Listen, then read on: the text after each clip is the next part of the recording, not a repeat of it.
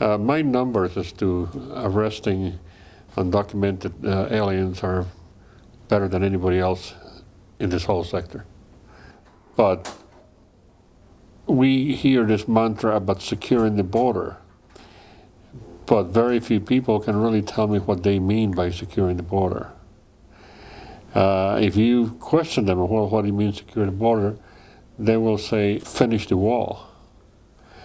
And no wall has ever worked. 15 years ago, for all practical purposes, there was no wall. You still see the remains of barbed wire. And it certainly was routine from talking to the old-timers around here. Kids would play baseball or soccer with each other by just pushing the wire down, stepping over, and then somebody would call for dinner, everybody would go home. The only difference is that they would be playing either in Mexico or here.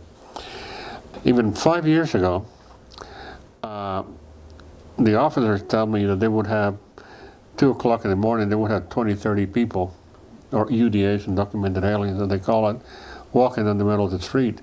Well, now they will see 2, 3, or 4. My feeling is about 10 years ago, people would come across and maybe a mom and pop kind of coyote would show them how to come across. Today, I think they have to pay a lot more money and they have to maybe deal with a lot meaner, tougher, organized criminal element, don't they? Are you seeing that? The answer is yes to all of them. And the answer, also, one of the things that we do see is people that do want to come in here, the quid pro quo that exists is that, okay, we will guarantee you passage, you know, free, but you got to carry this bag. And by the way, don't get caught, because you won't like us if you get caught. So you have that. You have people that are mules because they get paid very, very well, and you have people that are mules because that is what they have to do to come here. There's a problem, and while some of it is human trafficking, a lot of it is narcotics trafficking. Mostly marijuana, but if marijuana goes away, there'll be others. They will avail themselves of any way, means, shape, or form to come through. When you go to Nogales, Nogales is up to about 175 tunnels. But we do see what we call drive-throughs, particularly beyond what we formerly have defense.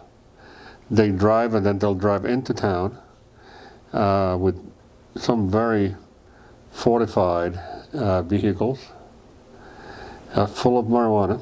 Marijuana is a cash crop right here, and we try to stop them and stop them often. They also will fly over in ultralights. And my favorite, in case you ever go to the Border Patrol here, we've had at least one scuba diver, so it's through the storm sewers.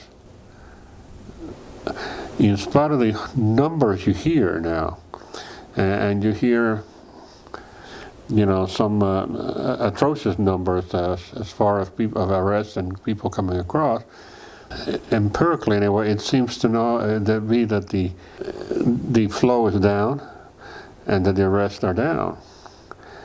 As far as how it affects my city, my crime is considerably down. But I am not a destination, I'm a port.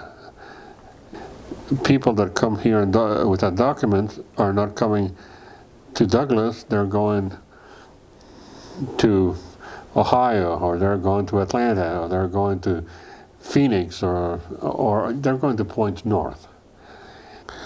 So my crime here is extremely low, and then because of the concentration of law enforcement, there's almost no city block in my city that I don't have at least one law enforcement member of some kind, whether it be customs or ICE or Border Patrol or any of the other alphabets living in our city.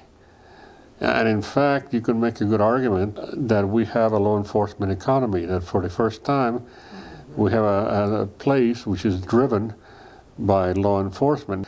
But you will find this from here to Nogales included, So it has now become, to a large degree, law enforcement economy. And that also tends to be off-putting to crooks when they don't know whose house they're going to be breaking into.